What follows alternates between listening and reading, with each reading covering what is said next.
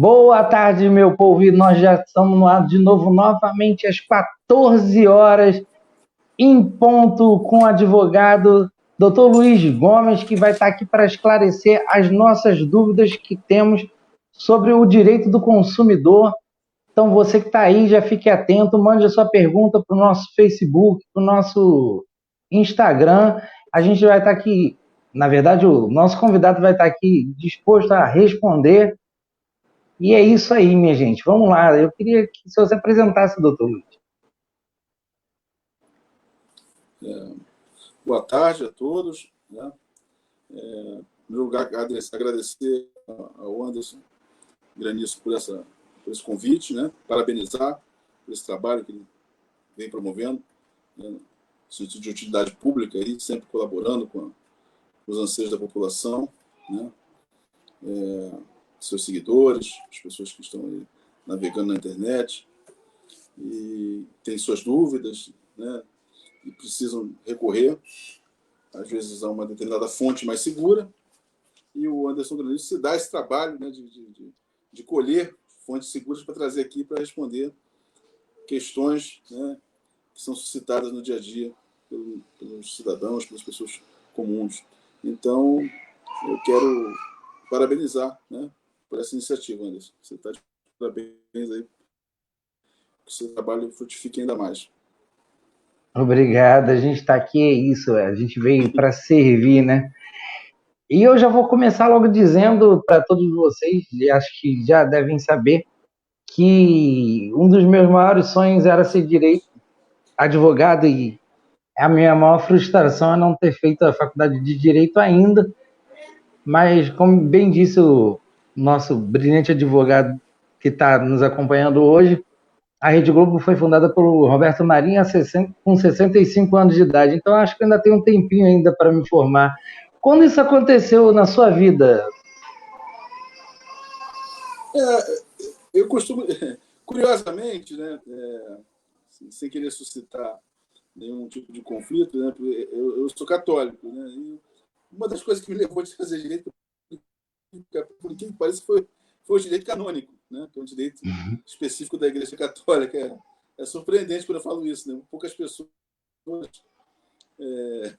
até acreditam uma coisa. Pô, não, você vai fazer direito canônico, fazer direito. Eu quis me beber de fonte jurídica para poder conhecer melhor o direito canônico também. Então, foi o que me levou por curiosidade, mas não sou especialista em direito canônico. Sou um advogado como qualquer, sem grandes presunções aqui. Eu agora estou disposto a responder as perguntas que os seus seguidores fizerem, os internautas fizerem, a gente vai estar aqui para tentar responder.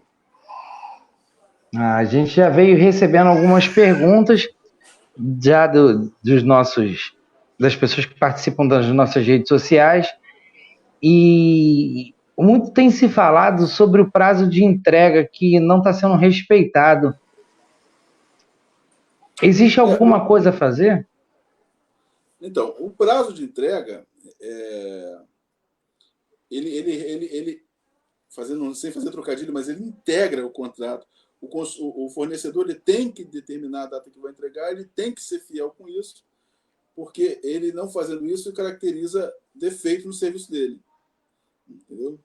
Uhum. E o defeito no serviço, ele não enseja grande coisa, enseja a devolução do dinheiro, entendeu? Porque muita gente... Acho que eu vou começar aqui fazendo uma didáticazinha para as pessoas poderem alcançar melhor as coisas. No direito do consumidor, a gente usa muito a expressão fato do serviço, vício do serviço. Fato do produto, vício do produto. E há uma diferença aí fundamental. Qual seja, quando ocorre o fato, né, é um dano causado, mas é um dano mais palpável, mensurável. Então, e quando ocorre o vício, você não deixa de ter um dano, mas é um prejuízo que é mais corriqueiro, né? e prejuízo que você, de repente, você mesmo poderia ter causado você fazendo uma coisa quebrar na sua casa. Vou dar um exemplo mais prático. Eu compro um liquidificador, né? E quando eu coloco esse liquidificador em uso para fazer uma vitamina, um suco, etc. e tal, boto ele em uso ali,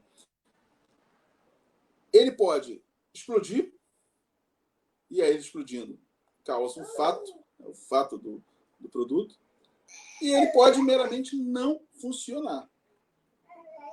Eu posso ligar e ele não funciona, não bate os ingredientes que estão ali dentro do liquidificador para virarem pasta, suco, etc. e tal. Se ele explodir, você tem um enquadramento legal. Se ele não funcionar, você tem um outro enquadramento legal. Quando ele explode, você tem um dano, que é aquilo que eu falei, o dano palpável, um dano mensurável, porque me expôs a risco. Né? A minha integridade física, né, do consumidor, né, de quem ligou o liquidificador, de quem estava usando o liquidificador, e aí o consumidor é por equiparação, não é basta quem comprou, qualquer pessoa da casa que foi usar o liquidificador se torna consumidor, por equiparação, segundo a própria legislação vigente. Então essa pessoa tem um dano. Esse dano enseja, além de um novo liquidificador, um novo produto, uma indenização. Né? Porque você teve dano morais, materiais, provavelmente quando explode, quebra alguma coisa, você se machuca, se acidenta. Então, dá um curto-circuito na sua rede elétrica, né? Enseja uma série de coisas que cabe uma indenização. A questão maior, e aí isso gera muita frustração, às vezes, nos consumidores que vêm procurar um advogado para pedir uma orientação. Quando você chega com um liquidificador que simplesmente não funcionou, não é o fato, né? É um vício. E o vício não dá direito a essa indenização. Está entendendo? O vício dá direito à troca, né? Ou a restituição do valor, ou então, não no caso do liquidificador, mas dependendo do produto, se ele funcionar parcialmente, você pode pedir um abatimento no preço, porque ele funciona parcialmente. Então, são 3 hipóteses, na hipótese do vício, que fique claro. Né? Quando não funciona. Quando não funciona, e ao mesmo tempo não causa um grande prejuízo, não coloca em risco a sua segurança. Né? E a palavra segurança é muito para o consumidor. Então, se não gera esse risco todo, você só tem direito à troca ou a reaver o dinheiro que você entregou naquele bem. Quando você tem a explosão, dano, qualquer coisa de maior gravidade, aí você tem direito, além disso, além de um outro bem, uma indenização, né, pelos danos que sofreu.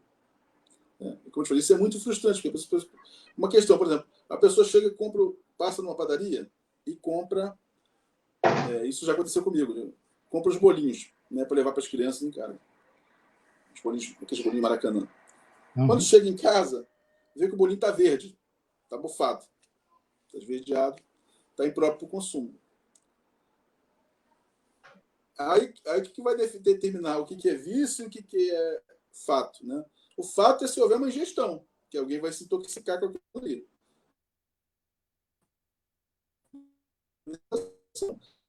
Se você, antes de, você não vai ter direito a essa indenização. Entendeu? É crime, você pode lavrar uma ocorrência na delegacia, porque está no artigo 64 do Código de Defesa do Consumidor, é um crime, você pode lavrar uma ocorrência. Vai até a delegacia e registra. Mas não vai dar, o que vai dar direito é você ir lá trocar por outros bolinhos ou pegar o dinheiro do bolinho de volta. Aí é melhor até não sobrecarregar a justiça para poder estar fazendo um pedido desse, né? O senhor acha que não, existe... Se houver uma coisa mais grave, como uma intoxicação, aí teria que acionar a justiça, sim, sem dúvida alguma. Mas pode seguir na sua pergunta. Não, eu ia continuar na conclusão dessa sua resposta. O senhor acha que existe uma sobrecarga na justiça hoje com muitas ações para que possa receber dano moral quando não se tem direito e os advogados hoje começam a forçar para isso? Olha só, eu vou ser corporativista na minha resposta. Infelizmente, não tem como não defender a minha classe, os advogados, numa questão como essa. Eu acho que os advogados devem, sim, lutar pelos danos morais. Por quê? Porque você estava falando, eu me encanto, eu tenho interesse pelo universo jurídico, etc. O universo jurídico é uma grande cultura. Nós temos que ter uma cultura jurídica. Entendeu? E essa cultura, inclusive, tem que chegar nas pessoas através de escolas, né, do ensino. Você teria que integrar até as grades curriculares, eu acho que noções de direitos, as pessoas tinham que ter para poder exercer com mais plenitude a sua cidadania. Perfeito? Então, o que acontece? Aqui no Brasil, a cultura, a gente não tem essa cultura jurídica, e a cultura jurídica que domina nos tribunais, ela não é das mais positivas. Entendeu? Quando nós estudamos direito do consumidor, qualquer pessoa que vai estudar, não precisa nem ser advogado. Você compra um livro de direito do consumidor, você vai ver lá exemplos clássicos de indenizações por dano, tudo dos Estados Unidos, que aqui não tem grandes exemplos. Porque aqui as pessoas não, os magistrados, juízes, desembargadores, eles não são muito favoráveis a que se dê o dano moral. Então, minha resposta corporativa, assim, vou defender a minha categoria, a classe dos advogados, eles têm que lutar por isso para tentar reverter essa situação. Perfeito? Não se pode continuar do jeito que está. Na medida que você não tem acesso à indenização por dano moral, você está sendo, de qualquer maneira, violentado pelo Estado. Né? Porque é uma violência que o Estado faz contra você. O Estado tem que garantir isso, que é a plenitude da cidadania. Você reconhecer que você foi ultrajado no seu íntimo, né, na sua intimidade, na sua privacidade, nos seus direitos, e em função disso você receber uma pecúnia que faça atenuar, né, esse sofrimento que lhe é causado por conta de erros de terceiros. Perfeito? Então, eu acho que a luta é válida. Eu defendo os advogados que... O que talvez seja assim, um ponto discordante é que pode ter um outro profissional, infelizmente, como em todas as categorias. Aí você pode falar de jogador de futebol, de economistas, contadores, médicos, engenheiros. E todos têm um ou outro profissional que destoa, que age errado, que age incorretamente, com falta de ética, de fazer promessas vãs. Nós vamos conseguir. Não. Vamos lutar. É uma luta. Entendeu? Os clientes têm que estar a par disso. Os clientes têm que saber claramente. Até que nós estamos falando de direito do consumidor, e o direito de informação é um direito do consumidor. Sim. Perfeito? Então, o cliente tem que estar ciente de que vai se tentar o dano moral. Entendeu? Mas que existe possibilidade de não ganhar, porque há uma resistência dos tribunais da dano moral. E quando dá abaixo. Entendeu? Quando dá abaixo.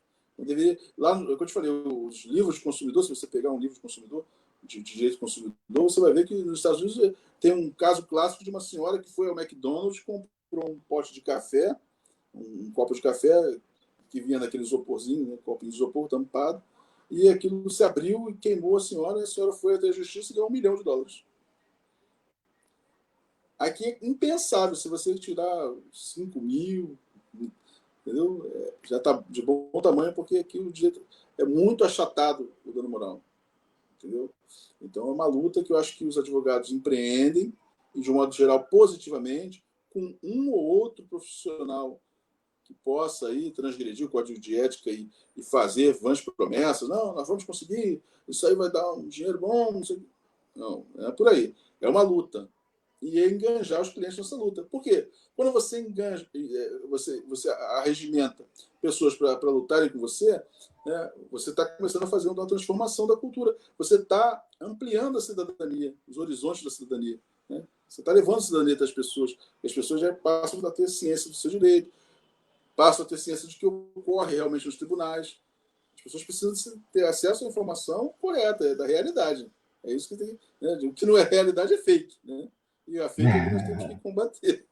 Perfeito? Com certeza. Mas prossiga. O senhor tocou num ponto para mim que é crucial. Como eu disse anteriormente, eu sou uma pessoa apaixonada pelo direito porque li muito, peguei muitos livros de direito para ler, para entender o que era certo, o que era errado, o que podia se lutar pelo direito do consumidor e pelos nossos direitos. E o que eu vejo é que, e o senhor tocou num ponto que para mim foi muito marcante, de ser inserido na grade curricular um direito, uma noção de direito básico, pelo menos, né?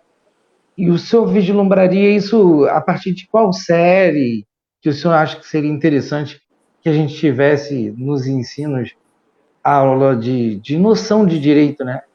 Que até quando você começa a aprender um pouco, é muito mais claro que você vai mais à frente, né? Para poder desmembrar tudo e conseguir consolidar toda a sua formação, né? Verdade. Sinceramente, eu vejo que isso já pode ser implementado no ensino médio, com mais efetividade, mas também no ensino fundamental. No ensino fundamental, poderia não se chamar noções de direito, mas noções de cidadania. E aí você passaria valores sociais, né? Fazendo um link bem leve, porque por legislação para criança, né, para jovens, né, para idade mais branda, é mais complicado. Mas fazer um link, tipo assim, por que é cidadania você jogar o lixo na lixeira, né? Pequenas coisas assim, pequenos ensinamentos nesse sentido.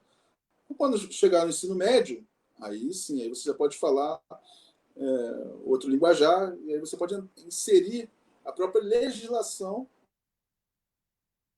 de maneira bem suave, porque ele não está estudante de direito, né? Mas para poder aprofundar aquele conhecimento que já houve no ensino fundamental.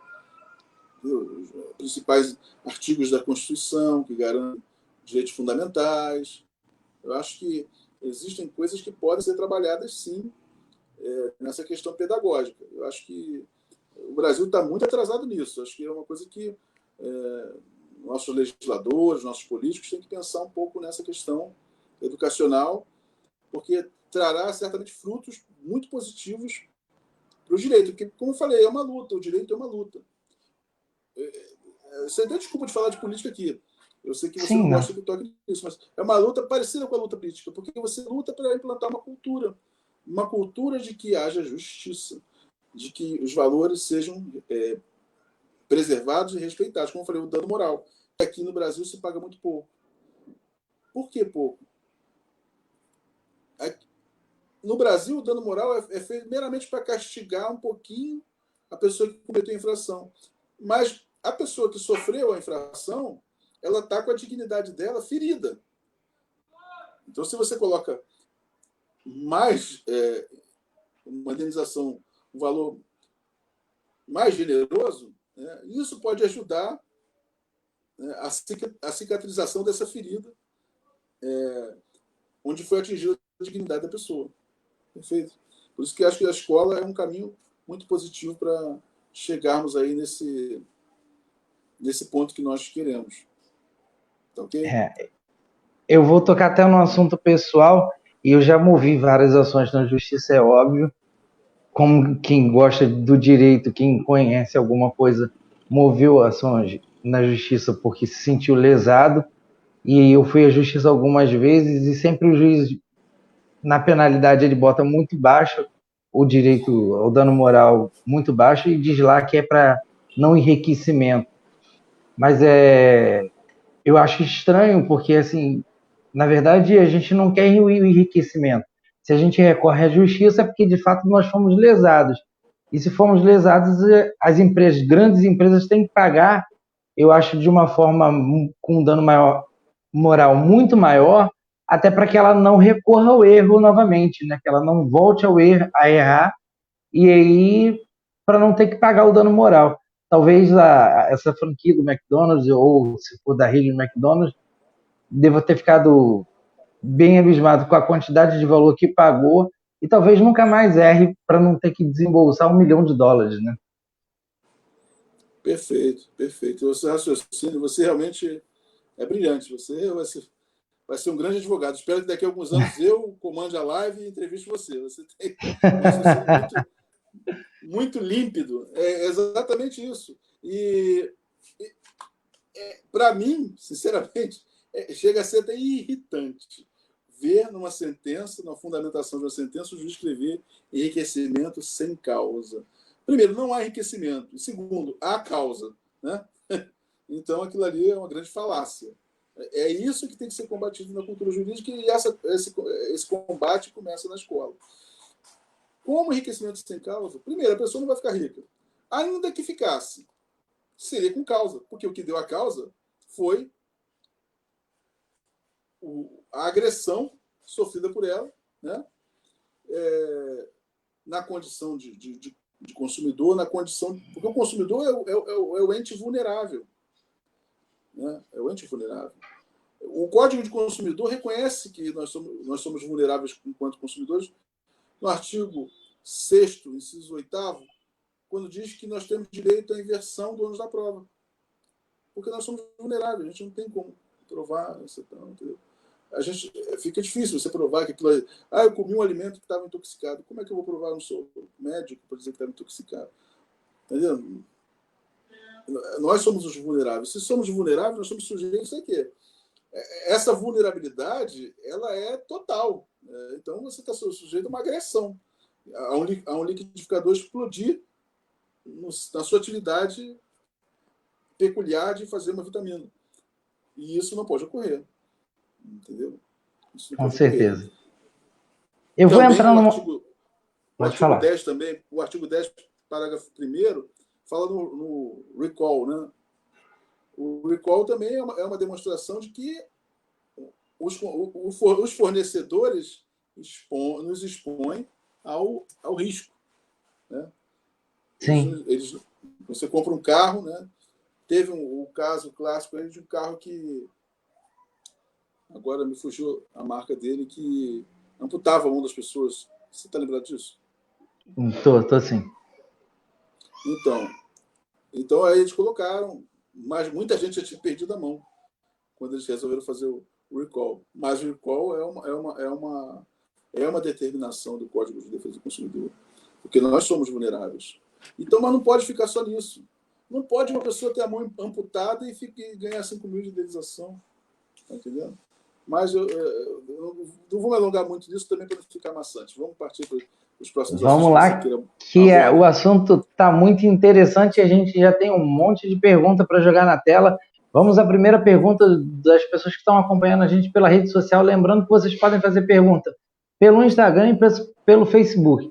A Daniele Proença pergunta: quando compramos o produto e o mesmo não é o que foi pedido, aí devolvemos no tempo correto da troca e pedimos a troca do produto. Pergunta: o que fazer quando a loja não manda o produto no tempo estimado? Olha, infelizmente, o único caminho que resta nessa opção é o judiciário. Você vai ter que ajuizar uma ação. Vai ajuizar uma ação e, ajuizando essa ação, você vai ter direito a dano, no meu entendimento, pedir dano. E você pode estar precisando muito desse bem, seja ele qual for. Entendeu? Porque tem bens que a gente compra que são para nossa satisfação pessoal. Então, aquilo ali afeta o nosso íntimo. Era um vaso, que eu ia botar em cima mas isso daí é o meu vaso. Inclusive, eu gastei dinheiro com isso. Se eu estou gastando dinheiro com supérfluo, é porque aquele supérfluo é importante para mim. Entendeu? E tem uma coisa que nem precisa dizer que por exemplo, se for um computador, né, um laptop, coisa que tem. Aí você pode precisar, inclusive, profissionalmente, né?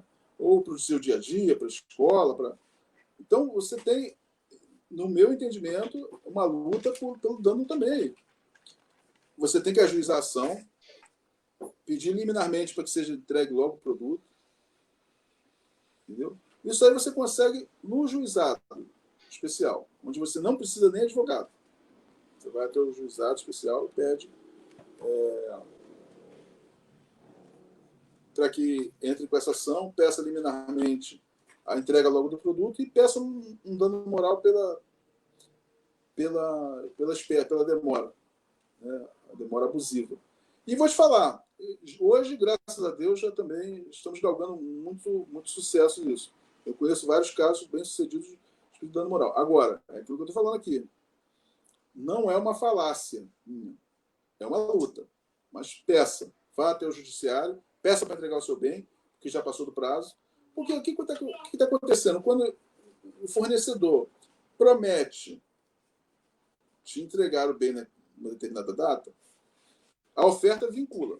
Ele não pode. Ele tem realmente o dever de falar a data que vai entregar. Isso é um dever estabelecido no código. Tá? Inclusive, enseja até um defeito. Há um defeito no fornecimento do produto, há um vício no fornecimento do produto se ele não cumpre o prazo. Isso aí é pacífico. Entendeu? Tá ótimo. A gente está tendo aqui uma aula de direito. E só complementando, só pegando esse gancho da pergunta que foi feita e da sua resposta, então, para acionar a justiça, no caso da Daiane, se eu não me engano, ou de qualquer outra pessoa, não é necessário que você contrate um advogado e crie as custas processuais, essas coisas todas. Não é necessário. Você pode, porque geralmente a gente está falando de direito de consumidor, não está falando de direito civil. Né? Sim, sim. Então, direito de consumidor são bens do dia a dia que a gente compra, o computador, eletrodomésticos, coisas assim, geladeiras, televisões, fogões. Né? Imóveis já não seria o caso. Né? Imóvel não se enquadra em direito do consumidor, perfeito? Aí o imóvel, o automóvel não se enquadra no direito no juizado especial por conta do valor do automóvel, também. Mas o automóvel você pode entrar como direito do consumidor, sim. Mas não vai se enquadrar no juizado especial. Tirando esses itens, os demais, perfeitamente, cabem todos no juizado especial, você não precisa constituir advogado, não vai ter essa despesa, não vai ter essa despesa que você falou de honorários, de custos, porque você vai chegar lá e vai pedir também a isenção de custos. Aliás, o juizado não tem custos, perdão. O juizado não tem custos. Você vai entrar e vai... As custas são somente quando há recurso. Sede recursal, quando você perde o juizado e quer recorrer. Mas no juizado de primeira instância não tem custos, então você vai até lá e vai lutar pelo seu direito. Entendeu? E peça o dano moral.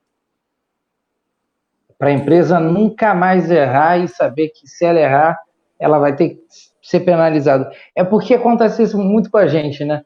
Se a gente comete uma infração de trânsito, ainda que isso é uma infração, mas por algum motivo que não seja muito grave, eu avanço o sinal porque estava escuro, era noite e tinha gente perto, suspeito. Hoje em dia a gente que mora no Rio de Janeiro sofre muito com isso, e a gente vai lá e paga por isso, né? E assim, é taxado um valor que é um valor que, se você for colocar no bolso de qualquer cidadão normal, é um valor que mexe sinceramente com o nosso bolso. E os danos morais que são dados, que é na base de 3.500, 4.000, e para grandes proporções, eles não afetam em nada as grandes empresas, né?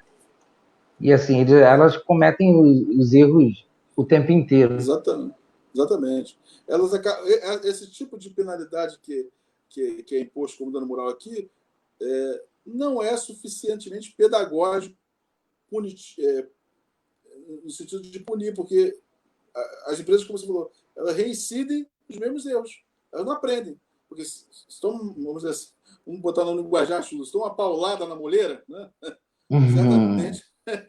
Certamente você vai pensar duas vezes, né? Antes de incorrer no mesmo erro. Perfeito? Com certeza. Então vamos lá, vamos colocar mais pergunta na tela, porque está chegando muita pergunta para a gente aqui. Leandro Lopes poderia falar sobre essas lojas de atacado que param o consumidor na saída para conferir a compra? Para conferir a compra.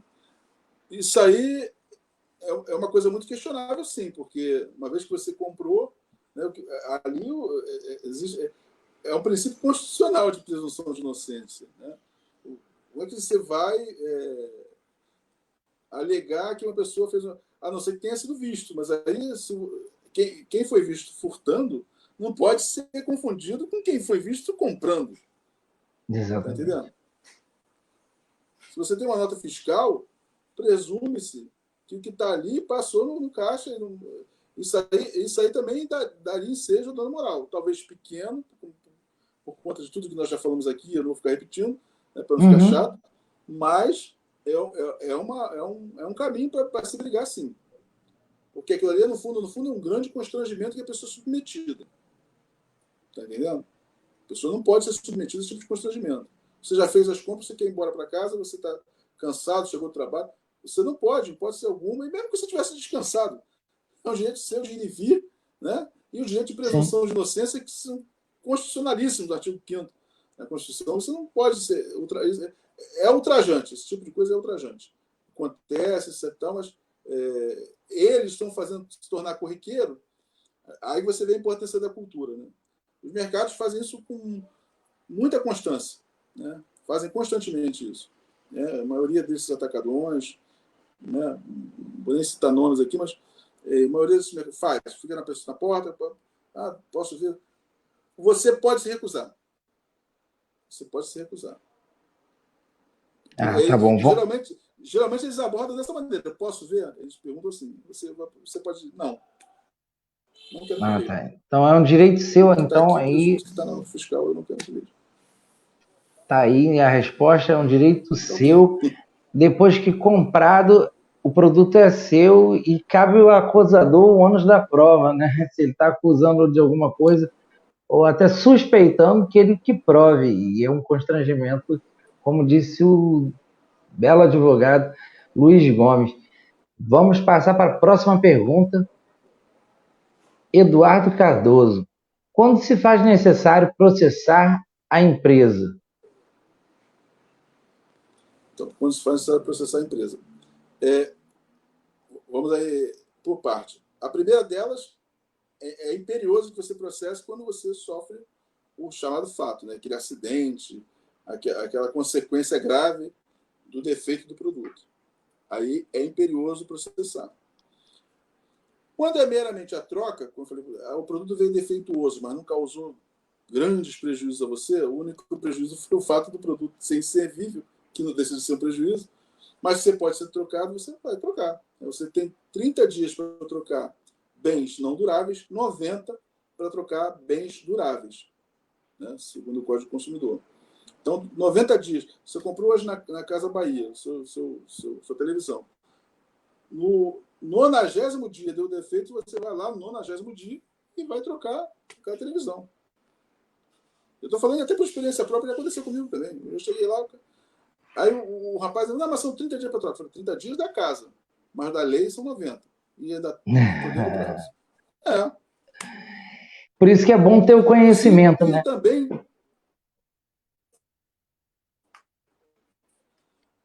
existe legislação estadual, municipal, dizendo que os estabelecimentos têm que ter o código do consumidor à disposição do cliente. Entendeu? Aí vocês podem pegar o código, né, e inclusive mostrar essas questões. Isso que eu falei, por exemplo, agora está no artigo 26 do código, né, o tempo do prazo para você trocar bens duráveis e bens não duráveis. Né? 30 dias para bens não duráveis, 90 para bens duráveis. Só que os bens não duráveis, no momento, quando eu comecei a conversa, acho que eu falei isso, eles agora estão suspensos de arrependimento por conta de uma lei excepcional da pandemia aí, que entrou em vigor dia 12 de junho, agora o último, de 2020, e produz efeitos até 30 de outubro, para fins de arrependimento. Para fins de defeito, não. Para fins de defeito, você pode continuar trocando. Perfeito? Entendi. Vamos para a próxima pergunta. Já está na tela. Orlando Policarpo Filho. Boa tarde. Eu queria uma orientação sobre telefonemas diários que estão me atormentando diariamente. Eu não conheço nem a pessoa e está me deixando nervoso. Aí, no caso, ele cita é o Banco Itaú. Ah, sim. Veja só, isso aí também é uma coisa que você pode reclamar sim. No caso, estão invadindo a sua privacidade e sua intimidade. Você vai ter que falar, olha, por favor, não ligue mais. E se ligar, vai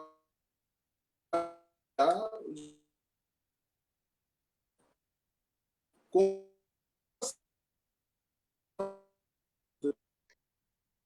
organização, porque você pede para que não liguem mais. Você está interessado no produto. E eles ficam insistindo, te aborrecendo, ocupando o seu tempo. Perfeito? Um abraço, Orlando. Vou aproveitar e Mas vou espero fazer que um. tenha respondido a pergunta. Com certeza. Eu até vou aproveitar e fazer a pergunta de uma forma mais abrangente.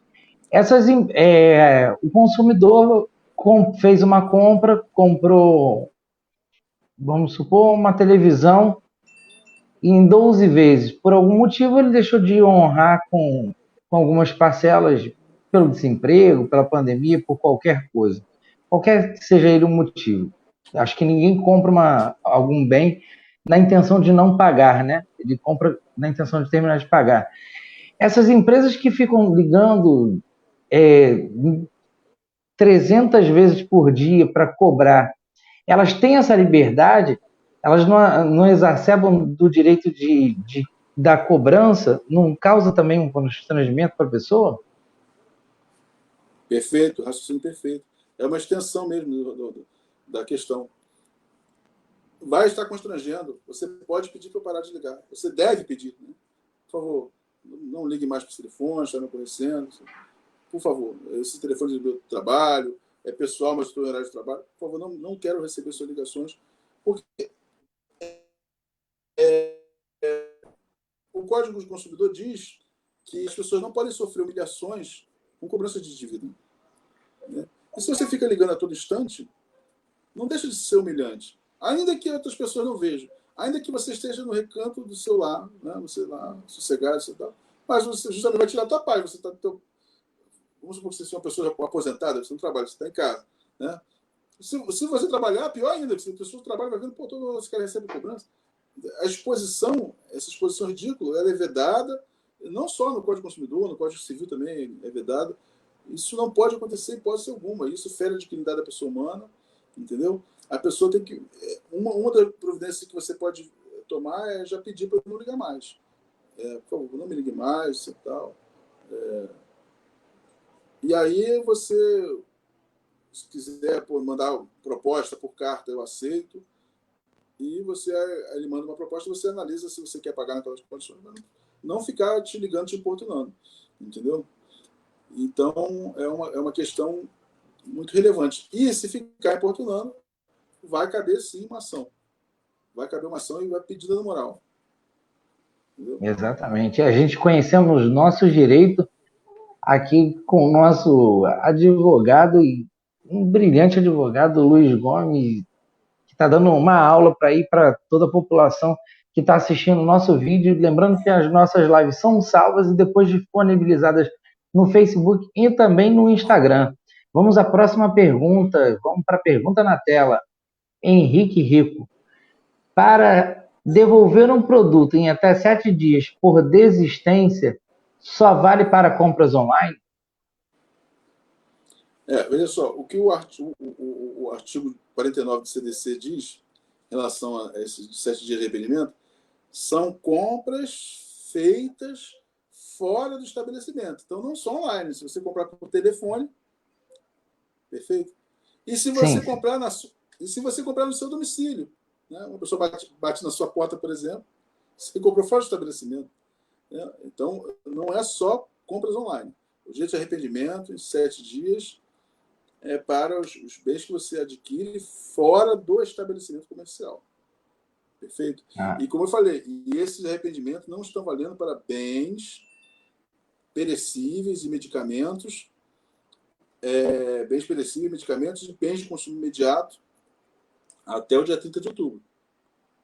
Eles alegaram que fizeram essa lei por conta para estimular as compras online nesse período de pandemia, porque as pessoas não precisam se deslocar muito. Se ficasse as pessoas se arrependendo, tipo, faz uma compra no mercado, pede 5 quilos de arroz, 2 de feijão, chega em casa, quando chega o entregador e fala, desistir, eu tenho 7 dias para desistir. Aí isso ia causar um transtorno e os mercados iam diminuir esse serviço, né, de delivery. Né?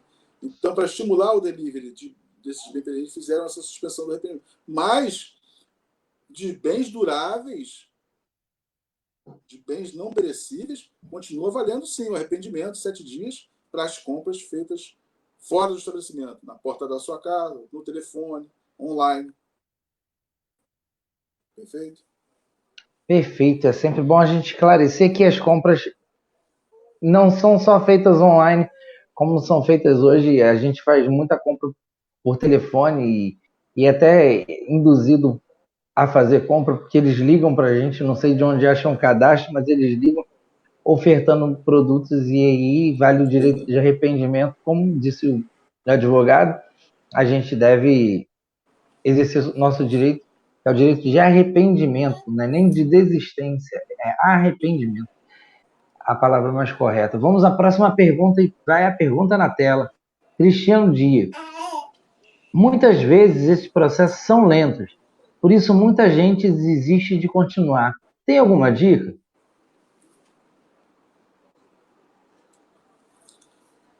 Olha só, a questão da lentidão, ela ocorre. A gente não pode fazer vista grossa dizer que não ocorre. Os Uhum. juizados especiais, no entanto, eles são mais rápidos, bem mais rápidos do que as varas comuns. Entendeu? Eles são mais rápidos. Isso não há sombra de dúvida. Mesmo assim, às vezes você chega lá, dá entrada no processo, ele marca a audiência para daqui a 6 meses. Infelizmente, isso aí é um problema assim, crônico do Poder Judiciário. Não tem muita solução nisso, não, entendeu? Por enquanto, a gente não vislumbra uma solução, não. O que mais queríamos é que houvesse solução para isso, porque para a classe dos advogados também interessa mais celeridade, né? Uma justiça mais célere, mais rápida, né? Porque o bom advogado quer ver seu cliente satisfeito, né? Então ele quer que a demanda corra mais rapidamente. Aventava-se hipóteses de a gente criar plantões, justiça 24 horas, né? Tipo, como se fosse pronto-socorro, mas hoje em dia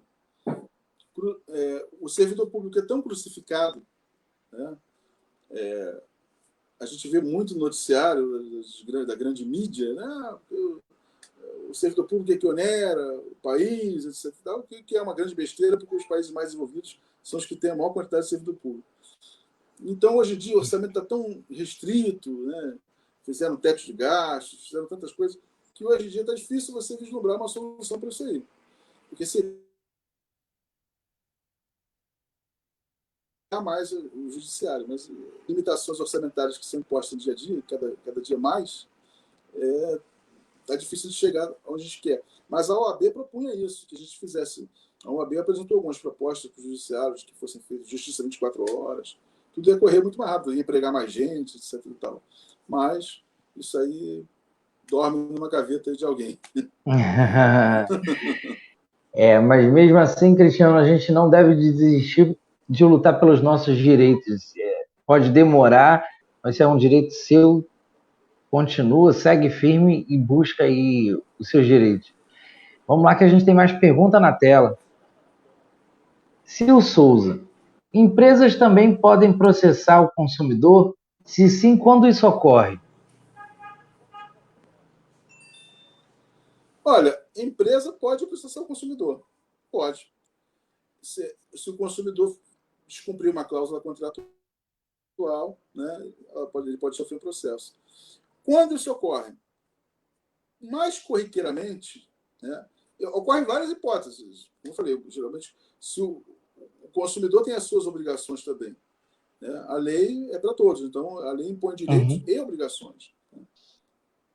Mas o Código de Defesa, o nome do Código de Defesa do Consumidor, inclusive, os juristas preferem até chamar de Código de Defesa e Proteção do Consumidor. A gente fala CDC, mas o certo seria CDPC. Então, protege bastante. Então, é muito raramente que isso ocorre. E quando é que ocorre? Assim, mais incisivamente, ver isso ocorrer. Nos contratos de adesão. Os contratos de adesão, que estão previstos no artigo 54, eles têm essa natureza, porque ali existem muitas obrigatoriedades que eles criam naqueles contratos. No entanto, toda cláusula abusiva é nula, entendeu? Toda cláusula abusiva é nula. De modo que, quando o fornecedor processa o consumidor com base no contrato de adesão, para essa ação prosperar, tem que ter algum direito realmente palpável de que houve uma transgressão daquele contrato, que seja uma transgressão assim, plausível, né? Uma coisa palpável, factível, que seja razoável. O fornecedor está processando o consumidor. Porque, de um modo geral, o processo vai ser sempre na via contrária, do consumidor para o fornecedor. Nesse caso de contrato de adesão, pode ter alguma cláusula ali que, desatentamente, a gente geralmente, quando a gente assina esse contrato de adesão, a gente não lê. A verdade é essa. Inclusive, esses contratos de adesão agora existem até na modalidade online, quer dizer, você contrata, já aceita aquele contrato de adesão. Eu estou falando isso como advogado, quer dizer, até por isso que é bom sempre consultar um advogado. O advogado é que lê. A pessoa comum, em regra, não lê, entendeu? A pessoa comum. E vou te dizer mais. Dificilmente você vai levar para o advogado vai ler e vai falar, tem umas cláusulas aqui que são abusivas. Né? As cláusulas abusivas, diz o código, são nulas de plano de direito. Perfeito? Agora, quando é de adesão, se você não assinar aquele contrato, você não tem o bem ou o serviço que você quer. Né? Por exemplo, plano de saúde, cartão de crédito. Então, muitas vezes, a pessoa até assina, o leigo assina, sabendo que aquilo ali é abusivo, que depois vai poder contestar na justiça, mas isso geralmente dá uma dor de cabeça também. Por outro lado, não tem muito por onde correr. Se você precisa muito do cartão de crédito, precisa muito do plano de saúde, você acaba se submetendo àquelas regras inicialmente, mas o princípio da inafastabilidade de jurisdição, Constituição da República, artigo 5º, inciso 35. Então, tudo você vai discutir judicialmente depois. Tá ok? Tá ótimo. Eu aqui já quero também aproveitar o gancho da Silvana e perguntar ao senhor, ultimamente eles vêm cobrando os consumidores, mandando aquelas mensagenzinhas, acerte agora, ou a gente entrará na justiça, e fica mandando essa mensagem o tempo inteiro para você, como uma forma de intimidação. Também é uma forma incorreta de fazer cobrança, ou a empresa pode fazer isso? Então, essas mensagens, assim, via WhatsApp, você está falando, SMS, SMS. até mesmo e-mail, porque o e-mail, se você dá o seu e-mail institucional da sua empresa que você deu, quer dizer, aquilo ali, pela jurisprudência, a empresa pode ver os e-mails se forem institucionais, dada a sua empresa. Você trabalha na Nestlé, então o meu e-mail é luiz@nestlé, né? Vamos supor assim. E a Nestlé pode ver todos os meus e-mails. E vai ver lá um montão de cobrança. Então, eu não posso submeter esse tipo de constrangimento. Perfeito? Uma das atitudes corretas é você mandar logo um e-mail pedindo para que isso cesse. E depois você vai relatar isso na justiça, sim, que a cobrança foi abusiva, porque a prática abusiva ela é coibida pelo Código de Defesa do Consumidor. Tá ótimo. A gente tem uma pergunta que foi feita pelo nosso Facebook mais cedo, e a pergunta é a seguinte: quanto tempo o nome para sair do SPC Serasa após o pagamento da dívida? Então, isso aí é uma outra questão, porque quando você... O ideal é que a empresa comunique isso aos órgãos de proteção, né? Ao crédito. Em regra, essa comunicação não ocorre. Entendeu? Em regra, essa comunicação não ocorre. Então, se a comunicação não ocorre... o prazo para a comunicação ocorrer são 24 horas. Em 24 horas teria que ser comunicado. E o órgão de proteção, tendo essa comunicação, ele teria que tirar imediatamente. Eu não posso receber... eu tenho um banco de dados de pessoas que estão negativadas. Aí eu já estou sabendo, porque eu recebi a comunicação, que fulano não está mais negativado. E fulano continua na minha lista. Então, o que ocorre? Ocorre que você vai ter que demandar uma ação e contra os dois. A empresa que deixou de comunicar e o SPC. Por quê? Por que contra os dois no polo? Porque os dois têm que figurar no polo passivo. Você pode ser surpreendido no meio do caminho com um e-mail lá da empresa. Não, eu comuniquei sim, é eles que não tiraram. Então você bota os dois no polo passivo. Entendeu? Quando você chegar para... Você pode fazer isso no juizado especial sem advogado. Vai chegar lá e você... Eu quero, inclusive, uma indenização por dano moral, porque isso é dano moral, porque você está com o nome negativado, não estando negativado, você está impedindo o teu crédito, você está quite com todo mundo, né? Você vai chegar e falar, e aí você vai demandar quem negativou, quem pediu a negativação, né? A instituição onde você fez a sua compra, e o sistema de proteção ao crédito também.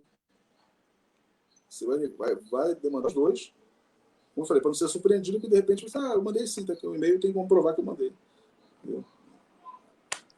Mas a comunicação tem que ser imediata. 24 horas é o prazo máximo. Ah, tá ótimo. Tem mais perguntas tem um monte de perguntas que foram feitas, mas eu vou começar mais uma aqui. O comerciante pode recusar receber cartão para produtos de baixo custo, como cigarro, balas ou sorvete?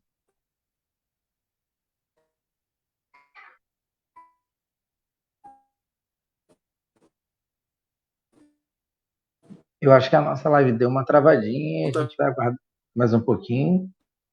Acho que já está voltando.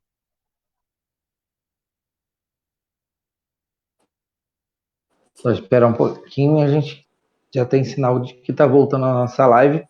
E a gente está aprendendo um pouco de direito do consumidor com o professor, que eu chamo de professor porque está dando uma aula de direito para a gente, o advogado Luiz Gomes, dando uma aula de direito do consumidor aqui. Professor, a nossa live deu uma travada e eu queria lhe fazer a pergunta novamente. Os estabelecimentos, o comerciante pode se recusar a receber cartão para produtos de baixo custo, como cigarro, balas ou sorvete?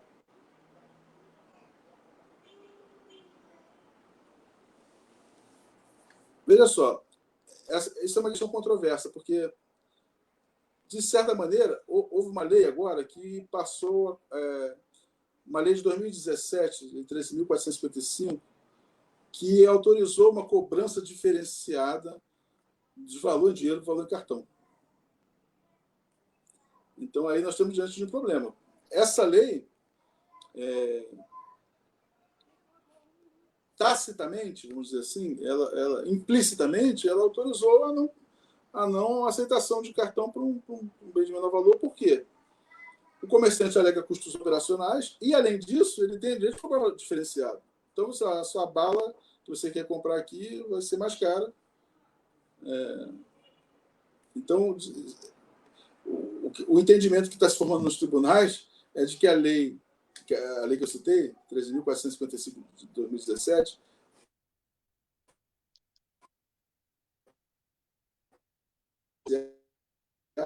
permitiu a recusa do cartão para os valores inferiores, uma vez que para valores diferenciados. Ele pode Ele pode reajustar para você comprar bens no cartão.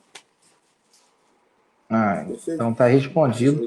Balas, bens de menor valor, vamos dizer assim. Sim, está respondido. A gente tem mais pergunta. A gente pode colocar na tela. A gente tem mais pergunta do nosso participante. Tereza Fernandes. O PROCON é uma forma mais acessível do consumidor ter seus direitos atendidos?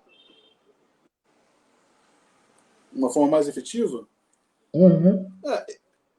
A questão é a seguinte: o Código também criou um sistema de proteção, né? O PROCON faz parte desse sistema de proteção. Né? Então, um órgão. E existem outros institutos de defesa do consumidor também. TECOM, existem outros. Então, o ideal é você. Se a pessoa não está segura para ir lá brigar por seus direitos no juizado especial, pode procurar um órgão de proteção ao consumidor, um PROCON, um Instituto de Defesa do Consumidor, para que isso possa ser intermediado, perfeito? Professor, vamos aprofundar mais um pouquinho. Custa muito caro para você recorrer de uma ação na vara civil? Por exemplo, você perde uma ação na vara civil e você se acha ainda... Você tem a ciência de que você deve recorrer. Custa muito caro para recorrer na vara civil? Então, na vara civil, não, a vara civil já começa que você já paga para entrar com a ação. Sim. As custas já começam na primeira instância. Né? E o recurso na vara civil tem um preço também que é bem... Como é que eu vou dizer assim para você? Vamos usar a palavra popular, mais salgado também, mas usando a palavra popular, né? É que são chamado preparo. Quando você vai recorrer, tem que pagar o preparo. Na primeira instância, você paga custos. Quando você recorre, paga o preparo. Esses valores são bem reais, talvez seja assim para a média do nosso povo. Então, assim, o nosso povo, a maioria, ganha pouco, é assalariado. Então, no entanto, se a pessoa já tiver amparado por gratuidade de justiça, e também é um direito do cidadão, ela provar que ela é hipossuficiente, que custas, pagando despesas no processo, ela prejudicaria o seu próprio sustento, não é só ganhar pouco, não. Às vezes a pessoa ganha um pouco mais, mas ela tem uma doença e ela gasta muito com remédio. Então, essas despesas comprovadas ali, você pede a gratuidade de justiça, né? Porque existe o princípio de acesso à justiça também na Constituição. Né? E aí, você, com a gratuidade de justiça, você não paga também nenhum recurso. Deferida a gratuidade de justiça, ela vale para até o final do processo. Entendeu? Entendi. Tem mais uma pergunta que é feita sobre o plano de saúde. Agora, com o Covid, com essa pandemia que nós chegamos, o Covid-19 no Brasil e no mundo inteiro, os planos de saúde começaram a não cobrir o teste do Covid, para saber se você tem ou não a doença. É considerado uma relação de consumo um plano de saúde e aquele que o contrata? Perfeitamente, é uma relação de consumo. Agora, é uma relação de consumo que tem a previsão contratual, que é o contrato de adesão, que nós falamos ainda há pouco, e também tem uma legislação específica. Né? E essa legislação, inclusive, ela tem resoluções de Anvisa, Ministério da Saúde. Infelizmente, essa recusa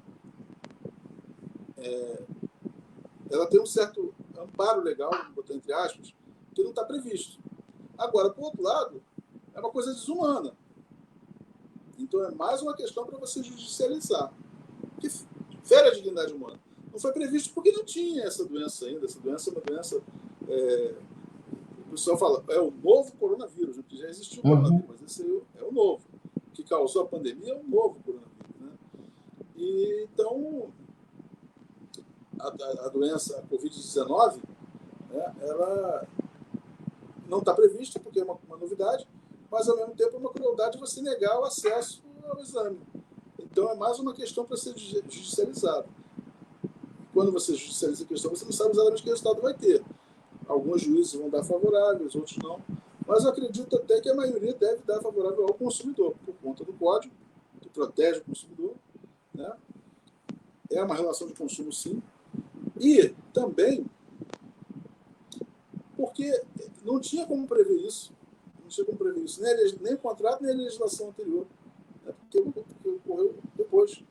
E a pessoa, pago um plano de saúde para cuidar da minha saúde. E eu não vou ver se eu estou com coronavírus ou não, agora que surgiu essa epidemia, essa pandemia, uma doença, entre aspas, nova, né? Que não deixa de ser nova. Perfeito? Então, é uma questão para judicializar. É para recorrer à justiça. Vamos lá.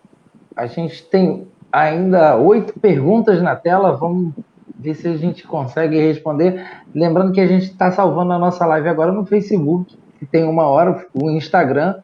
No Instagram tem 1 hora e a gente vai ter 1 hora de live lá. E você quiser assistir toda ela completa, vai estar vendo no nosso Facebook, que vai estar disponibilizada assim que terminar a nossa live.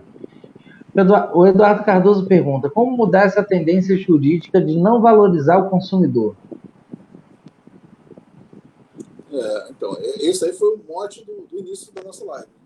Eu acho Sim. que começa com aquela questão política que eu falei, que inserir isso em grades curriculares, acho que para criar uma cultura, né, nas pessoas. A gente não tem essa cultura. A gente compra coisa e não percebe que no momento que você está comprando uma coisa, você está sendo vulnerável. Né? Que há uma vantagem de quem vende para você. Não é porque quem vendeu é rico e eu sou pobre, não é por isso, não. Uhum. Porque quem vende tem todo um arcabouço jurídico, técnico, ele conhece todos ou pelo menos deveria conhecer por obrigação dele, os requisitos, todos os atributos daquele produto que está me vendendo. Né? Ele tem um corpo econômico, ele tem um corpo jurídico. Então, eu ali sou vulnerável na história. Então, por eu ser vulnerável, eu tenho que me proteger. E como é que me protejo? Com essa cultura. O código, né? Utilizar o código, judicializando questões novas. Essa questão que você mesmo levantou, Anderson, eu acho importantíssima. Essa questão de enriquecimento sem causa, você tem que tentar reverter essa questão no judiciário, com muitas demandas, muitas ações, né? E é bola para frente. Não é uma coisa fácil, é um processo lento. Mas a gente chega lá. Vamos lá. Mais pergunta na tela, Catiana Leal.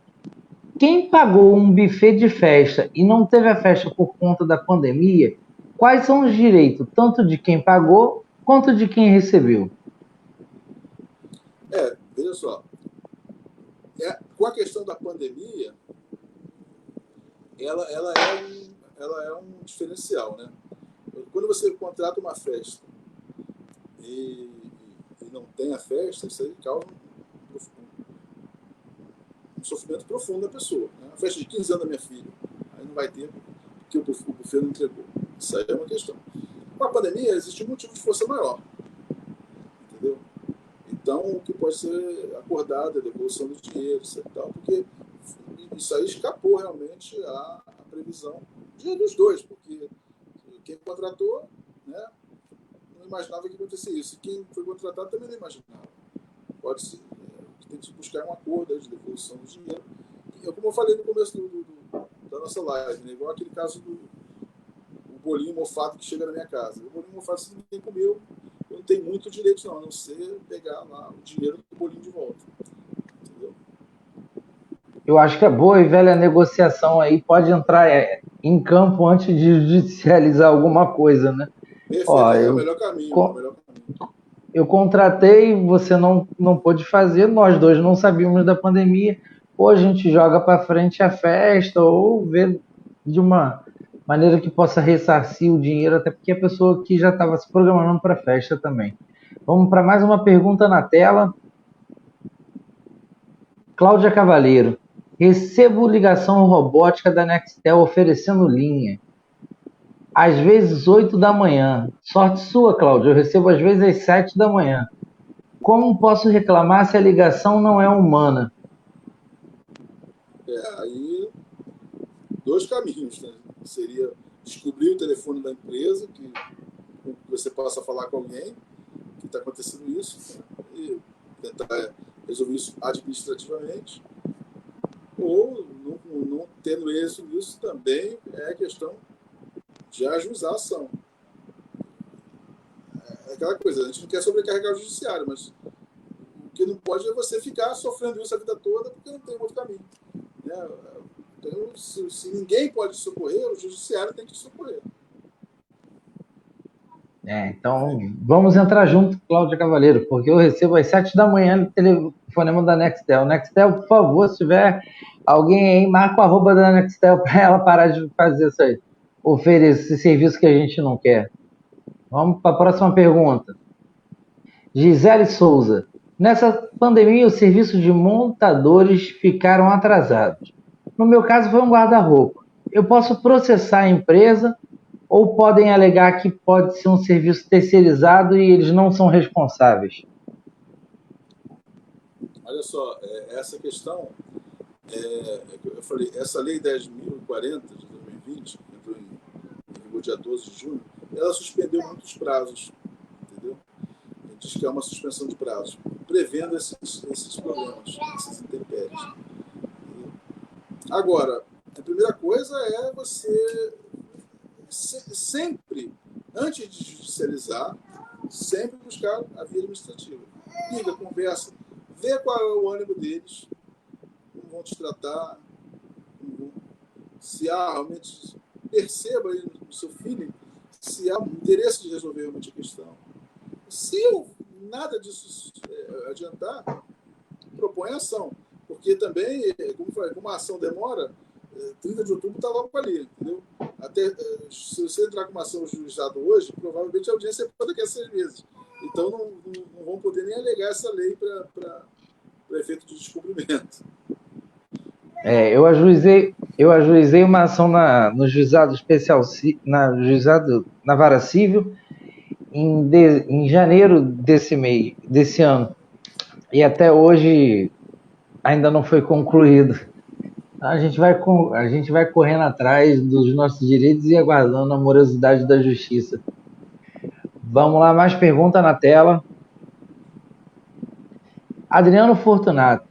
Doutor, quando compramos um produto, exemplo, uma caixa de leite, sendo que ela está na validade, porém o produto causou mal à saúde depois do consumo, quem responde? O comerciante ou o fabricante? Essa pergunta é muito boa. Essa pergunta é muito boa porque o artigo 18 do Código de Defesa do Consumidor fala em solidariedade. Então responde todo mundo. Responde todo mundo. Você pode demandar o mercado, e o fabricante. Você comprou no Guanabara e o leite é da Parmalat. Você pode colocar os dois.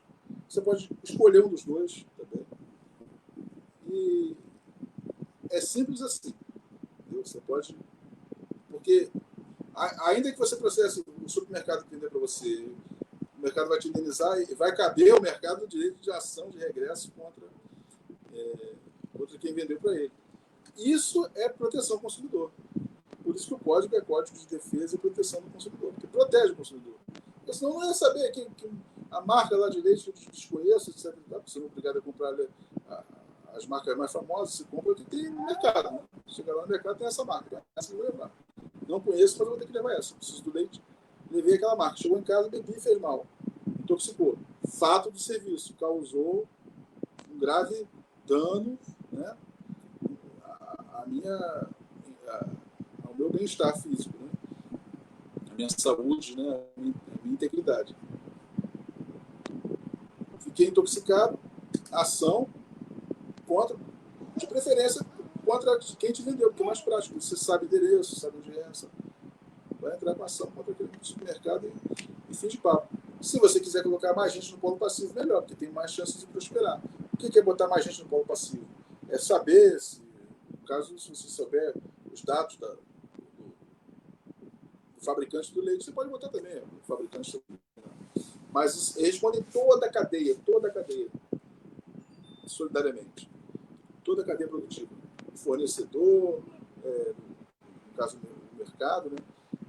O atacadista que vendeu para o mercado, que ele pode ter comprado no Ceasa, o Ceasa com outro fabricante lá, todo mundo responde. Você pode escolher um deles, pode processar todos eles. Isso fica a seu critério. Então tá bom, tá aí, Adriano. Pode processar e bota todo mundo para responder solidariamente por conta desse problema que você deve ter causado. Henrique Rico, tem sido comum o comerciante cobrar um valor diferente em dinheiro e outro no crédito. Isso é legal? Então, eu abordei isso aqui ainda há pouco. Lamentavelmente, passou a ser legal com uma lei de 2017. Uma lei aí que veio autorizar essa prática que antes não era possível. Porque, no meu entendimento, essa lei tinha que ser até julgada inconstitucional, porque essa lei corrobora uma prática abusiva. Porque se existem meios de pagamento, dinheiro, cartão de crédito, cartão de débito, cheque, não deveria, se todos esses meios de pagamento são aceitos no território nacional, São válidos. São válidos, não deveria haver discriminação entre um outro. Veio uma lei que corroborou com a discriminação. Isso aí pode ser que seja derrubado daqui para frente. Eu espero que um dia o Supremo derrube isso, mas essa lei ainda está em vigor e está valendo. Infelizmente, esse valor diferenciado está valendo. Lamento te informar. Doutor, eu agora tenho uma pergunta. Como uma lei de tamanha inconstitucionalidade como essa pode ser aprovada, regulamentada e funcionar no nosso país, já que é bem óbvio que ela é inconstitucional? Se o dinheiro tem a mesma validade do cartão de crédito, do cheque, e são disponibilizados como forma de pagamento, todos eles são feitos da mesma maneira. É óbvio que é inconstitucional. Como ela pode ser aprovada? Primeiro ela passa pela Constituição e Justiça, depois ela passa pelo plenário, é votada em tantas vezes lá, e depois aprovam uma lei que é inconstitucional.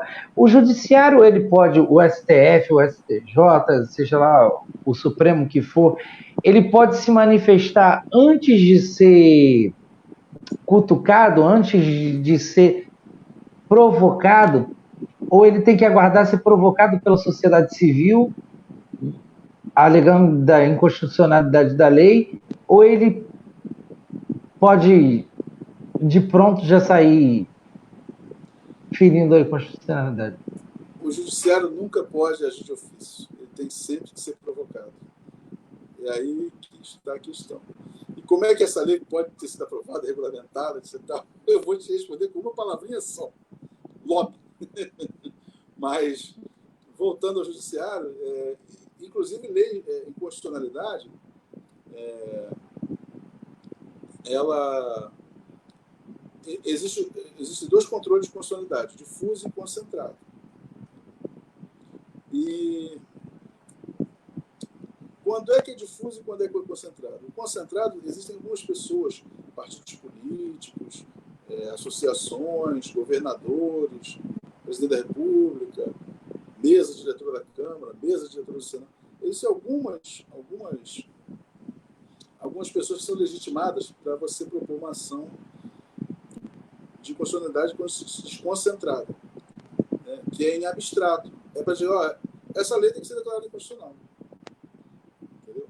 E quando é que é no difuso? No difuso é assim, fui prejudicado, fui cobrado diferente para mim. Fui até o mercado e o mercado falou, o valor para dinheiro é um, cartão é outro. Aí eu não me conformo com aquilo, vou na justiça. Aí o juiz olha para aquilo ali e fala, mas tem lei, o mercado está certo. Recorro. Vou recorrendo até chegar no Supremo. Esse é o controle difuso. O Supremo pode pegar o meu caso. Aliás, ele vai pegar, porque ele só chega no Supremo aquilo que tem chamado repercussão geral. Então, o Supremo só pega casos e que ele possa pegar aquele caso e estender para todo mundo. Aí o Supremo pode chegar. Mas para chegar no Supremo, eu tenho que percorrer todas as instâncias. Esses legitimados, que eu te falei, Assembleia Legislativa, partidos políticos, associações, presidente da República, governador, esse pessoal pode entrar direto lá e falar, declara essa lei nula. Mas, de qualquer maneira, para o STF, para o Judiciário se manifestar, tem que haver uma provocação. Ah, tá. Então, sem a provocação, eles não podem se manifestar. E por que a gente viu durante a pandemia a harmonia entre os poderes quase ir embora? O executivo determinava uma coisa, o judiciário determinava outra e ficou esse tempo todo. É porque era provocado por alguém, por algum partido, por alguma esfera, alguma associação? Sempre algum partido provoca. Sempre algum partido provoca. O Poder Executivo Federal, hoje, ele está muito desarticulado com o Legislativo, né? Uhum. O presidente do Congresso não está às mil maravilhas, não está em lua de mel.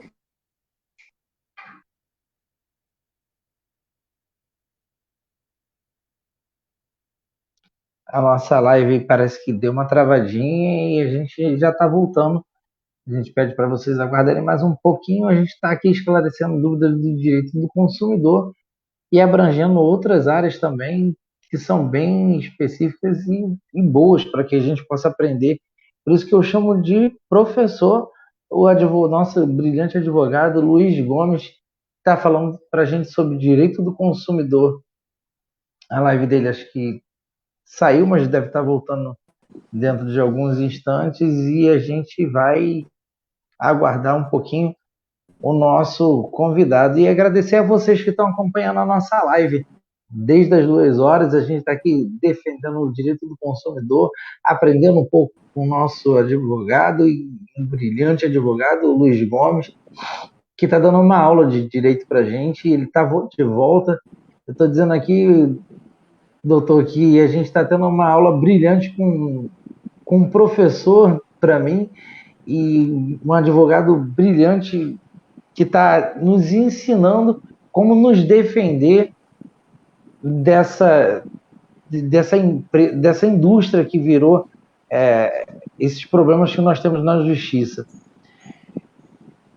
A gente tem uma pergunta aqui: quais as informações devem constar na etiqueta de preços de produtos na loja?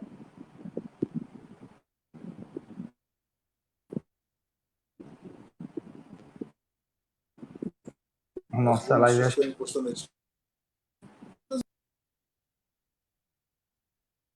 A nossa live caiu mais uma vez e a gente vai continuar tentando voltar aqui e a gente já queria estar deixando os agradecimentos aqui ao nosso advogado Luiz Gomes, advogado, brilhante advogado que está ensinando a gente como se defender como consumidor. E a gente vai aguardando mais um pouquinho, não está tendo sinal de volta. Então, eu queria agradecer imensamente a você, doutor Luiz Gomes, nosso advogado, que estava falando aqui para a gente sobre o direito do consumidor. E outro dia ele voltará para estar explicando mais para a gente do que está acontecendo.